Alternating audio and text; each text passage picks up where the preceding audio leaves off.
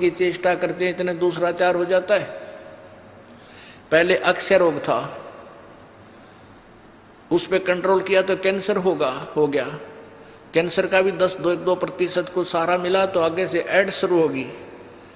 और तेरा गजब, एक तो एक आगे नई बीमारियां, किसी का कोड लग गया, किसी का किसी प्रकार की तकलीफ, किसी का बेटा मर गया, किसी का पूरा परिवार नष्ट हो गया। अब कलयुग में इसलिए परमात्मा ने कहा था कि मैं अपने बच्चों को कलयुग में संभालूंगा, कि कलयुग में पिछले तो पुण्य आपके पास रहेंगे नहीं, प्रारब्ध में बहुत कम पुण्य आएंगे तुम्हारे हिस्से में और दुख होंगे गणे। और जो पूजाएं तुम उस समय कलयुग में आप कर रहे होगे, जो काल के द्वारा भ्रमित, कोई देवता की, कोई भैरव की, कोई भूत की, कोई पितर की, या काल के द्वारा भेजे गए नकली संतों की, ये 10-12 संत पंथ बना रखे हैं, 15-16 पंथ हैं, और भी ये नए नए पंथ चल गए, इनमें भी आप पूजा कर रहे होगे तो भी आपको लाभ नहीं होगा, क्योंकि आपके पिछले संस्कार नहीं हैं। तो उस समय परमेश्वर ने कहा था कि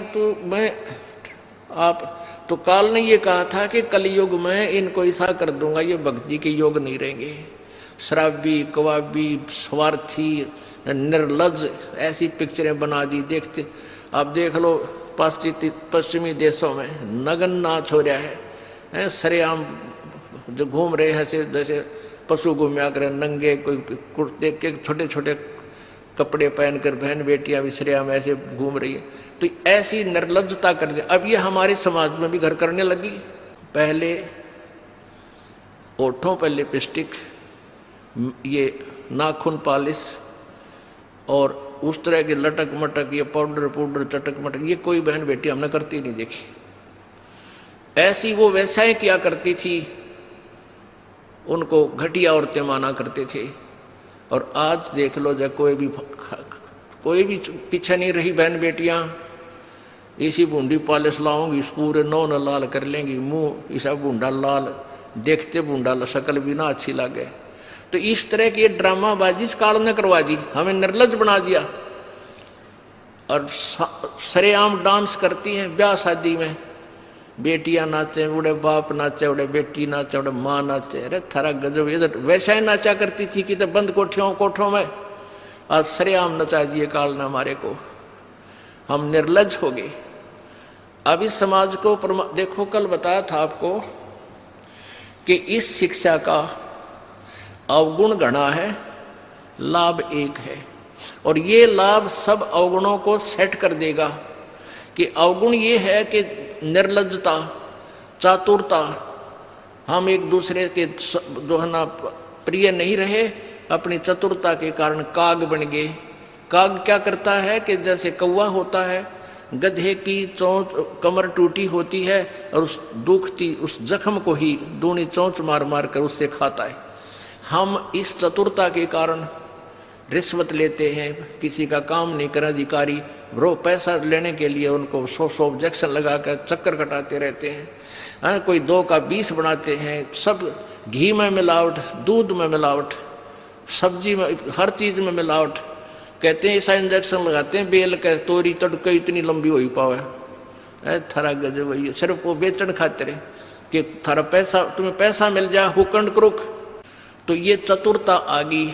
अब डॉक्टर लोग देख लो, सभी तो नहीं हुआ करते, लेकिन 80% इतना जुल्म करते हैं। 2 रुपये का 100 रुपये मांग ले, 200 मांग ले, कोई टाल नहीं, 500 मांग ले, 1000 गरीब आदमी से।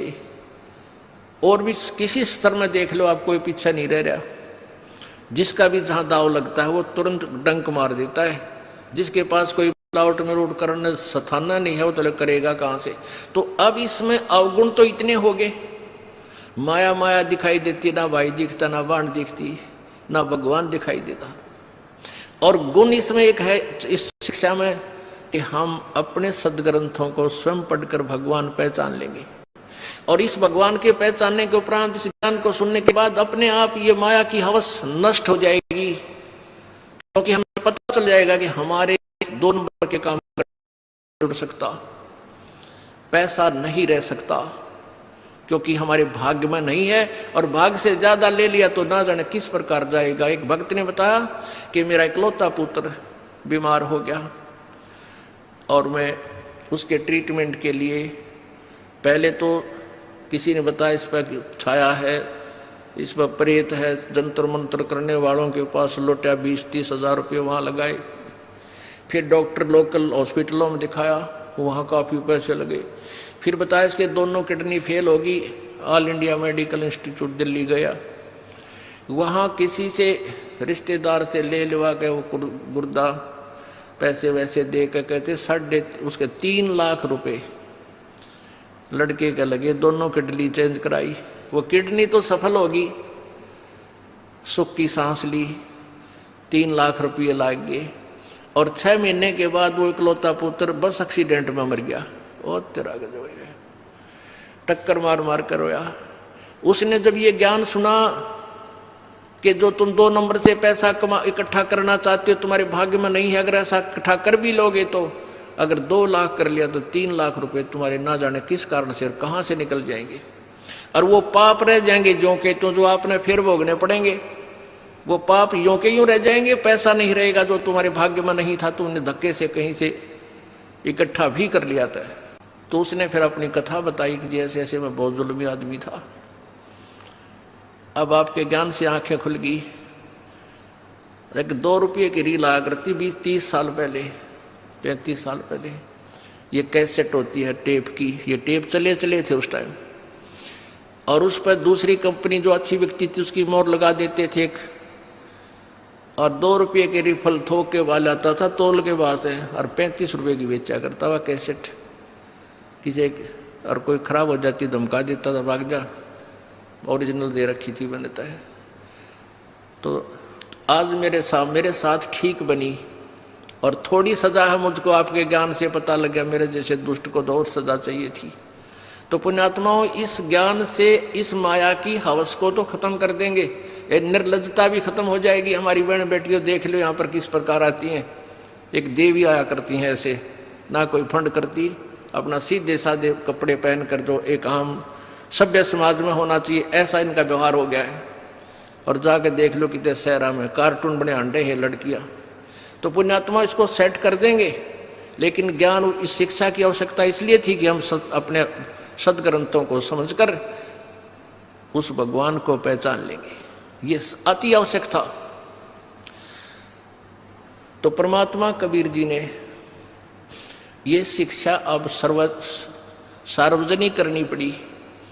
नहीं, पहले केवल एक वर्ग पढ़ता था, एक वर्ग ब्राह्मण, और उस बाकी सब अपना धंधा करते थे, रोटी का जैसा भी धंधा था, कोई पाली जाया करता, कोई भेड़ बकरियां पालता था, उनकी ऊन बेच के गुजारे करते थे, खाते नहीं थे। कोई गायें पालते थे, कोई खेती करते थे, कोई मजदूरी करते थे, अपना ठीक टाइम पास कर रहे थे। ऐसा ही काम हमने चाहिए था, और भगवान की भक्ति साथ चाहिए थी। चाहे कोई आज अफसर है, चाहे गरीब है, अमीर है, मजदूर है, किसान है, चाहे दुकानदार है, अगर वो नेक नीति से काम करे अपना और भगवान की भक्ति करता रहे तो सबका मोक्ष होगा। बुराई छोड़नी पड़ेगी, 2 नंबर का धंधा त्यागना पड़ेगा, और समर्पण भाव से प्रभु के चरणों में आपको लगना पड़ेगा। मोक्ष दूर नहीं है। अब आपका सौभाग्य है कि परमात्मा ने अब ये समय सिलेक्ट कर रखा है, पूर्व निर्धारित था कि कलयुग में जब बिचली पीढ़ी आवेगी तब इन अंशों को मैं पार करूंगा। प्रथम पीढ़ी में परमात्मा, प्रथम जो पीढ़ी थी, प्रथम चरण में आज से 600 वर्ष पहले कबीर परमेश्वर प्रकट हुए स्वयं, और उन्होंने वो लीलाएं करके दिखाई जो भगवान किया करता है। जैसी लीलाएं कबीर परमेश्वर ने की, आज हमारे वेद बताते हैं कि वो परमात्मा ऐसे आता है, छोटा सा शिशु रूप धारण करके आता है, फिर उसकी परवरिश कुंवारी गांव से होती है, वो बड़ा होकर के फिर अपना ज्ञान प्रचार करता है, उसको लोग कवि कहने लग जाते हैं, वो एक सुप्रसिद्ध कवि की उपाधि प्राप्त करता है, लेकिन वो परमात्मा होता है, और वो ऊपर तीसरे धाम में रहता है, सतलोक में रहता है, और वहां से चल कर आता है, गति करके आता है, अपनी प्यारी आत्माओं, श्रेष्ठ आत्माओं को मिलता है। और जो उसकी शरण में आ जाते हैं उनके सर्व रोग, हर तरह के किसी प्रकार के बीमारी है घर में, शरीर में, या कोई और आपत्ति है, कर्म दंड है, उन सब को नाश करके उनको सतभक्ति देता है, सुखी करता है और सतभक्ति करवा के उनको सतलोक ले जाता है।